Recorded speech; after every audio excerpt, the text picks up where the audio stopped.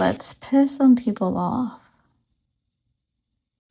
Hi, and welcome to I Am Spice, the podcast. Thank you so much for hitting that play button. Thank you for getting here, for following me. And if you haven't subscribed yet, please do so. Hit that bell button so you don't miss any one of my episodes or shorts. This episode today, you guys are gonna see a little bit of like change in the lighting. I've been playing with my gadgets, my lights, to have a better quality of recording. And yeah, making some changes along the way. Uh, Today I want to talk about someone that is really, really important in my life, and someone that has been in my life for more than 15 years, and she's my best friend. My best friend is literally the sister that I've never had. She's 5 years younger than I am, and to me, she is literally like my little sister, and I've always loved her as so.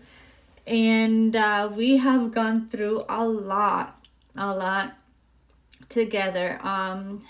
Her name is Zoe. We met about more than 15 years ago. My 17-year-old was like just like 1 year old when we met, and ever since we have been inseparable. Like literally we talk every day. She lives in another state, so we live thousands of miles away, but every day we make sure that we talk to each other, and we get like we literally do everything. We go shopping, we go grocery shopping, we do everything on the phone. I've been having my AirPods on and be walking, running errands while I'm talking to her. That's how close we are. So we don't see each other often. As a matter of fact, I am extremely excited because this week on Thursday, she is coming to Florida, and I'm gonna pick her up and we're gonna head out to Miami to celebrate my birthday and her birthday, because my birthday was the 21st and hers was the 25th of September. And hopefully this is gonna become one of our many traditions. We've gone through so much in this life, until the fact that both of us are currently having almost or like the exact same lifestyle, which is, we're settled, we're married, we're enjoying life, we're able to travel, and we're able to be ourselves, more importantly. And this podcast, or the thought of it, came about literally, it was yesterday in the morning, and I could not sleep. I guess I'm anxious, I'm happy, because we have never had this. We've never been able to be together all bar, only her and I, and just explore and go dancing and like go have dinner and like talk, like like we've never been able to talk in person, because we're always talking on the phone, but we don't see each other. I don't get to visit her that often because it requires a lot of traveling. And I was thinking in the morning yesterday, I was thinking about our friendship, I was thinking about the good times, I was thinking about how she supported me through my very, very harsh times when I came here from Puerto Rico. And as a matter of fact, when I was in Puerto Rico, we lost phone service. The whole island lost phone service for over 5 days. And I remember when I got my, service or signal back on my phone, the first person that called was Zoe. And she was so scared and she was petrified because, you know, literally service went out while the hurricane was passing through Puerto Rico. And after that, we did not have any communication with our families here in the United States for 5 days. So imagine our families here, they were just like petrified and horrified that something could have happened to us. I came here to Florida to restart my life, and I do remember, like if it was today, me talking to her and me like going through it and going through all the financial struggles that I went through back when I came from, just as any immigrant or anybody that moves over to another country, you have to start from scratch because nobody's gonna hand you anything. So we've been best friends ever since, and I was also reminiscing not only the good times or the times that we laugh or joke around. We have the same wicked sense of humor, and we literally always say that we're going to hell because we are ruthless. But I was thinking there was this time, like over 2 years ago, that I honestly thought that our friendship had completely ended. We had a huge fight like I've never had before with her. And this, just to give you a little bit of like context of like how our friendship has always been. I'm 5 years older than her, and there's a lot of things that I have experienced that she has not experienced yet. So Zoe has always seen me as her older sister, and I see her like my younger sister. So I am always the one giving her advice. I'm always the one looking out for her, analyzing things about her life, analyzing anything. And so I've always been like very nurturing and very like caring and very protective and over protective of Zoe and Zoe's feelings. To an extent that I've caught myself being cornered and feeling overwhelmed because her chaos or whatever she would go through, I would take it to heart so much that it would affect me, and I would not tell her exactly what I thought because she would get upset, or she did not had at that time specifically, and I do remember she was not as mature as she is right now. And something that used to happen with Zoe, and sometimes it still does, she lashes out and she just explodes like a bomb, and she just turns in somebody that you do not recognize. And I used to just like be chill, calm, and whatever, and collected, and I've always been like that. And because to me it is so hard for me to blow up or like hurt or say something mean to someone that I love, that I have always been the bigger person and have never ever told her off like I did when we had that argument. What happened was, and what led to this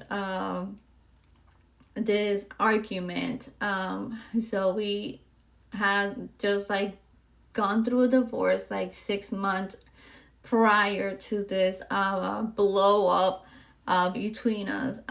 And she at the time was a single mother of 2 kids, taking care of everything on her own.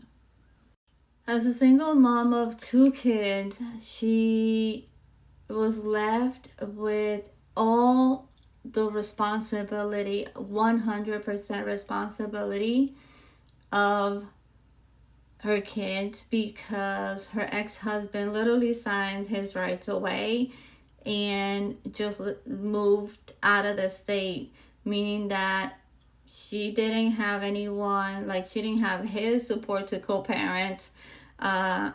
She is a chef, so therefore she had a lot of stress, because then she had to meet the financial needs, not only like taking care of her kids, working, being able to support them, paying an apartment on her own without family, because that's another thing and crucial thing. She does not have family where she lives. She moved from Puerto Rico to her state, the state she lives in, with her ex-husband when they only had their first kid.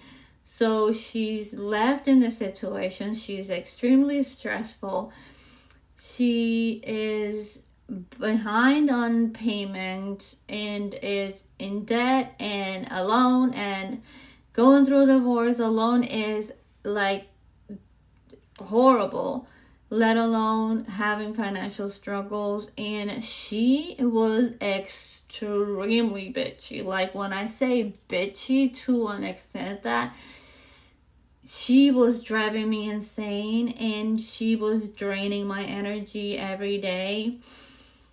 And as a woman that I've been a single mom like different times, I was able to put myself in her shoes. I was able to understand what she was going through, but at the same time, we have different ways of coping with situations or issues in our lives. When I am like more cool and collected, and I don't voice out or air out the anger that I carry when I'm going through a situation, she is to blow up and literally cause a scene everywhere whenever she was under stress. So that's what was going on at the moment, that the amount of stress that she had on her shoulders, having to take care of the kids, having to go to work. She works as a chef, so her ideal time to work to make money is at night, but then not having someone to co-parent with so she could make, ends meet, or even make a paycheck. It was excruciating, and I tried to be there with her, as much as possible, and I did.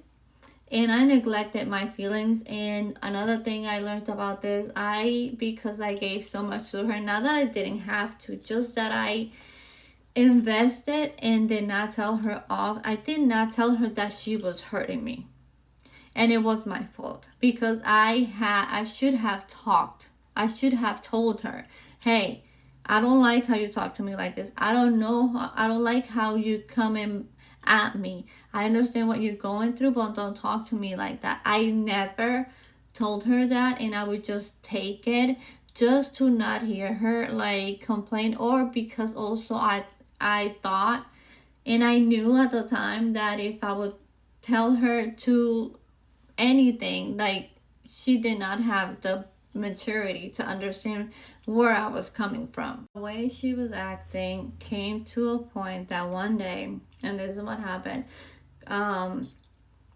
we were talking and she was angry again, and I noticed this was a pattern for the past week. She had been like this, and I'm like, man, I know what she's going through, but I wish that she could like be more positive and just breathe and be like, don't take it out on me, don't take it out on anybody else.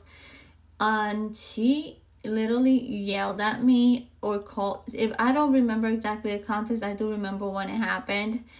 And I was fed up already. I was so fed up, because my lack of boundaries caused for her to get too comfortable to offend me. And it was my fault, because I hadn't stopped her. And that moment, I literally just like, I could not take it anymore. That was when I got like the last drop that filled the cup, and I was like, listen, I'm gonna tell you something. I was asking you this, you didn't have to say that. You do not have to talk to me in this way. And I remember me talking to her because I was pissed off, but I was also emotional because another thing about me is that I could be extremely pissed off, I could be mad at you, but there's nothing you can tell me that will make me offend you or call you names. Because if I love you, by me doing that, I'm gonna be hurting myself more than I'm hurting you. Because to me, words are not, are not taken by the wind. And once you say something, those words stay and they hurt, and they, hurt deep. And so when I told her off like that, she literally just like was quiet. And I told her, I'm tired of you treating me like this, and that you're gonna stop treating me like this, and this is the last time you're gonna talk to me this way. And I told her, I will talk to you later, bye. And I hung up. As soon as I hung up, I felt like this big hole in my heart. I was so sad. Oh my God, I started crying, like ugly crying, because I love her so much. And I had been holding on to this anger that I had with her because I was trying to be patient, but she was driving me crazy. And until I blew up. And at that moment, the fear that came over me of losing my best friend. I remember that my husband was taking a shower, and I immediately went up to him and I was like, oh my God, this Zoe. And I was crying and whatever. And he's like, what happened? So I tell him everything. And I was just like crying and crying. And I'm like, oh my God, I could not sleep. I thought to myself, like, she's alone. She's with the kids. I know what she's doing. And it was so heartbreaking for me, to the extent that honestly, I was like, oh my God, I can't believe that we just had this fight. She had never, and that's another thing, Zoe had never seen me talk.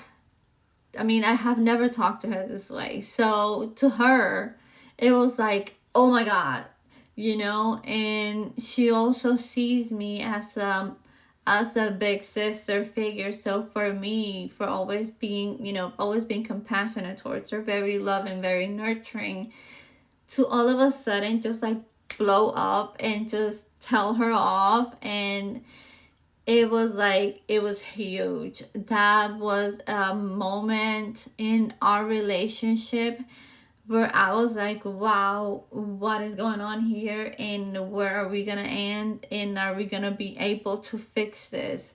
And whether, I know there are people that come into our lives that are just meant to be in your life for just a season, or just for months, or just for a week, or just for a certain period of time.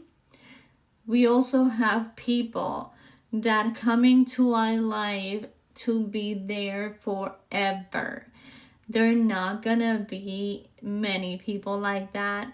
Consider yourself grateful and blessed. Just be grateful and consider yourself blessed for having at least one person that has come into your life and has stuck next to you for everything, on anything, and throughout the whole process of like good, bad, or regular situations in your life. You are one very blessed person if you have at least one friend that has stuck to your side for the longest. After that night, I remember the next day, she was not texting, she was not calling, which is odd because we're always on the phone, we're always talking. And I knew that I would have to be the bigger person. And if I did want, because I could have just be like, well, she spoke to me that way, she has to apologize. I am right. I should not be texting her. I'm just gonna sit here nice and pretty and just wait for Zoe to come forward and apologize. I could have done that. I could have easily just laid back and not care about how many years of friendship we share, and I would have just let our friendship go down the drain. Why I did not do that? Because I had more maturity, and I know that sometimes, even though we know that we were not the ones who caused the issue, it's our job to also teach our friends to take a mirror and look at themselves in there and be like, yes, it was my fault. I consider her my younger sister, my baby sister, therefore I have to set the example as to how I want to be treated and what do I expect of her as a human being, as a mom, and as a friend. If I truly consider myself her best friend and her sister, my role is to be that example of how she should behave. I mustered the courage to write the longest message, but in that message, I did not ask her to apologize. I did not tell her off. I did not say how she hurt me. I did not lash out or crash out. I saw her for what she was going through, and I know she was scared. I know she felt lonely. I know that she felt like, because I put myself in her shoes. I know what she's going through, just that my mindset is different. And I have never allowed myself as a single mom to let my head get into that mindset as to why does this has to happen to me. I've always been like, it happened, let's just deal with it. I just deal with it and I just move forward. I don't question why it's happening to me. I don't waste my time questioning the universe. Why am I going through this shit show of a life? I just deal the cards that I'm dealt the best way possible, because life is hard, period. So I did that message. I sent her that message where I literally told her, if you think that you are gonna get rid of me as your best friend, you are so wrong, because I will never leave you alone. I will never leave your side, neither you or my nephews, because I consider her kids my nephew and my niece.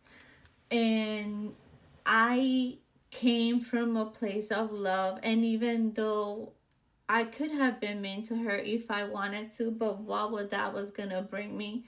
I needed for her to know that I was on her side, that I've always been on her side, and that I will always be on her side no matter whatever happens in life. And if I wouldn't have done that, God knows if our friendship would have died. And you might be saying, well, but then why didn't you wait for her to do something? Yeah, I could have. But somebody has to give. It was my job at the moment because I saw it. She could not see it because her issues, her problems, the situations that she was living were overwhelming her to the extent that she couldn't see past through her hand right here. And it is of humans to make mistakes, and we apologize, but the most important thing is for us to apologize and for us to make it up. After that day, I wrote that message honestly thinking that she was not gonna reply. And after that message, she reached out and we had a heart to heart and we started all over again. And that right there, that situation that we went through set a precedent in our relationship, and the amount of respect that she has for me for literally just extending my hand towards her when she was at her lowest and I could have just kicked her in the head. And that's what a lot of people tend to do because their heart is bitter. Learn to give yourself grace. Learn to give others grace. Not everybody deserves a second or third chance. So take this with a grain of salt because all situations are different. But with this, I want you to guys think about your friendships and think about how much are you doing for that person that you love or your best friend. And because friendship is not about pretending, it's about being real. And if it stings, even if it stings in a moment. Also the fact that she and we live apart. I live in Florida. She lives in another state. I just could not just show up at her door and be like, hey, I'm sorry, and just hug it out. I had to send that text message. I was forced to write that message, and that's exactly, what that fight forced me to do. And, because Zoe's not just a friend to me, she is family. And, that's why I hurt so much when things went sideways that day. When friends become family, the stakes are higher of how things are gonna go because you're not just risking losing a friend, you're risking losing a piece of your heart. But despite all of this, even if it's family or not, we do need boundaries. And even more because that love is so deep that it can easily be taken for granted on any single situation. And drawing that line with Zoe allowed me to have a better relationship with her and for our love to be stronger enough for me to be able to correct her and not just comfort her. So what are the lessons? And I have a couple of notes here that we can take away from relationships, friendships, best friends, people that we do not want to lose. I've talked about plenty about those people that do not match our energy. And that doesn't mean that we're always going to be cutting people off. I'm all for setting boundaries and putting people at arm's length because you just don't vibe with them. You just do not see eye to eye. You don't have to agree and be okay with everyone and how they are or what they believe. You just have to respect it. But there are some people that just drain you and you just don't feel compelled as to be surrounded by them because they drain the life out of you, literally. And those people we just simply do not engage with, and that's okay. We are allowed to protect our peace and to protect the environment that we're in and who we mingle with and who you trust or not to trust. But when we're talking about our friends and our best friends, things totally change. And about the notes that I have, what are the lessons that we can learn from this? Number one, Don't let ego destroy a friendship worth saving. I could have easily just not texted her. I could have easily not said anything. I could have been cold, but the love that I have for her did not let me do that, and I swallowed my ego and put my heart out there, and she could have crushed it. She could have been like, no, like, you yelled at me. She could have done that too. But instead, she also, like, I extended my heart and she took my hand and was mutual, which is extremely important, because you gotta look past certain things in life, because we not always deal with things the same way. If I cannot expect my best friend to deal with issues that I've gone through in my life, like divorce, the same way I've had, and because we're not raised the same way, period. um Being the bigger person isn't weakness, it's wisdom. And you will see the literally the results of doing this. Number two, boundaries. Don't push people away. If you think, no, I can't tell her that because then she's gonna be mad at me. Yeah, a lot of people we think that, and yeah, a lot of people will be, but you are protecting yourself. You're protecting that relationship, and you're protecting future drama and chaos to come into your circle. They teach boundaries, teach people how to love you better. That is the meaning of a boundary. Do not think that setting a boundary means that you're pushing them away. And if that person takes it to the extent of to like just exit your life, don't feel forced to beg that person to come into your life. Number three, distance isn't an excuse, because I live very, very far away from Zoe, and yet we are the bestest friends ever. Like, wherever she goes, I go, and wherever I go, she goes with me, literally. That's how we talk every time we're on the phone. I'm like, well, we're going today to the gym, then we're going to the grocery store, and that's how we roll. Um, if someone really matters, you find a way to show up. It doesn't matter how. Even if it's across miles, across time, or across your own pride.